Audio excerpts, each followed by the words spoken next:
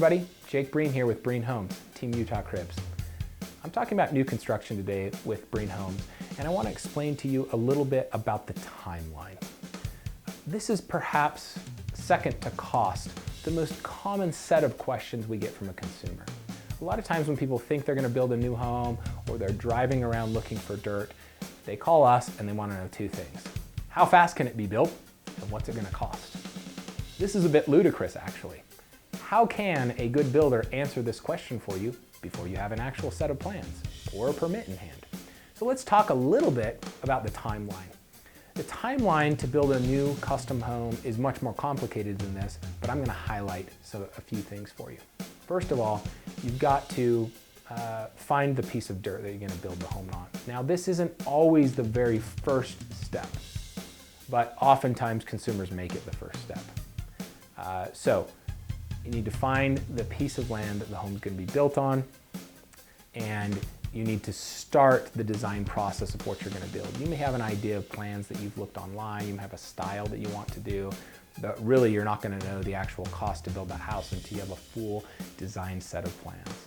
Also, what may preclude both of these steps, your dirt and the actual house you're going to build, is the permitting process. This isn't Wild West. You can't just go build on any piece of land, even if you own it. You've got to get an actual permit from the city. Now, I know I'm speaking facetiously, but this is a bit backwards. It's plausible, and we've seen this happen before, that you own a piece of dirt or you've designed and spent tens of thousands of dollars on designing a beautiful house on paper, only to be told at the city permitting process that they will not allow it to be built on your lot. There's a lot of reasons for that, and we have another video that explains the permitting process in more detail. So please watch that if you're curious as to why you could be told that you can't build on your lot.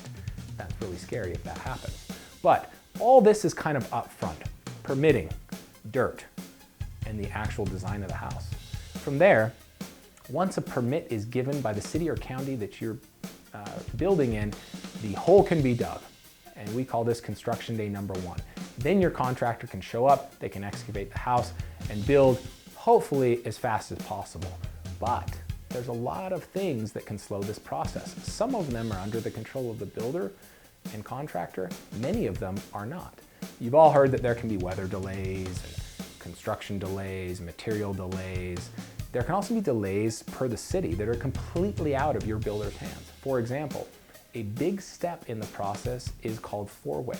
Once the house is framed up and electrical work has been done and rough plumbing work has been done, the city, which gave the permit, comes back in and inspects the entire property. We have had homes where the city takes 2 months to do this process. I know that's blowing your mind, and wouldn't it really tick you off as a consumer if that's what happened to you? But we've had that happen actually many times, where they say that they'll inspect in a week, the city's super busy, and this takes weeks or perhaps even months, especially if the test fails. Now, consumers hear the word fail and they think the framer's doing a horrible job. It's actually rather ridiculous. Oftentimes failures are for the craziest things you've ever heard of. We had a spec home that was failed 4 times for items as small as one bolt that the head got stripped off in a header above a garage during the framing job. And they wanted that bolt, which was this thick, drilled out, a new one inserted in, even though there was 12 other bolts in this header. We had a letter from an engineer that said this would not affect the strength of that header, yet the city was still requiring that be drilled out. We had to have the framer get a special drill on order with diamond bit to go ahead and drill out that thick of a bolt and get that to work. It took 2 months.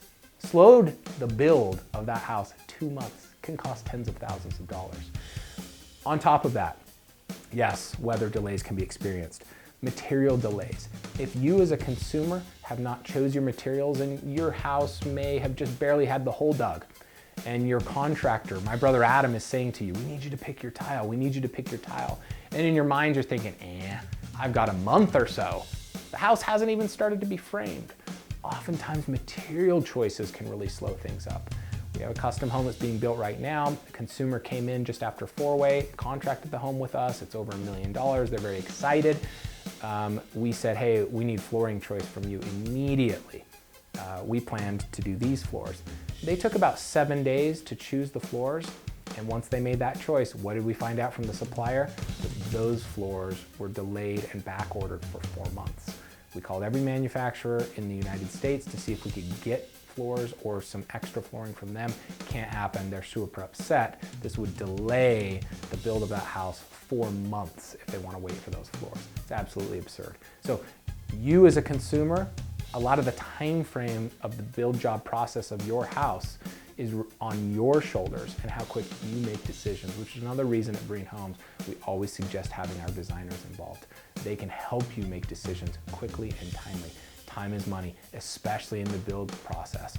Even if you're paying cash or you have a loan, it's actually costing you money as the days tick on.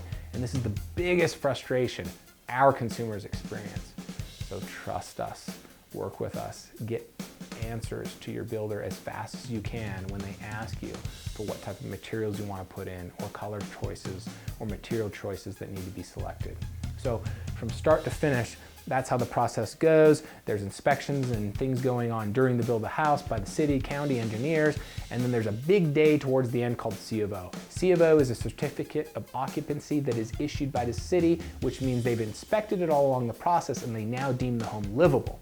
From that point on, if you're getting a loan, your lender can now take that certificate, say that the home is now occupiable per the city and per inspections, and it is legal, and then hopefully they can wrap up your loan pretty quick, you can close, you can move into the home. A lot of times things still aren't done yet though. A lot of times there's punch list items. C of Os are allowed prior to things like paint touch-up. So your builder may be in and out of the home for another 2 or 3 or 4 months, fixing up and wrapping up things like that.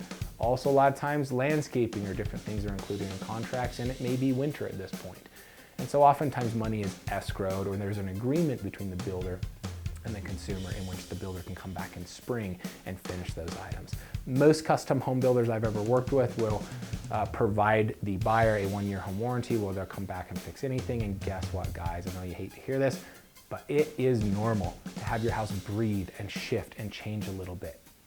You may get some cracks in the sheetrock. You may get some nail holes popping out. It doesn't mean you have faulty construction. It just means we're in the state of Utah.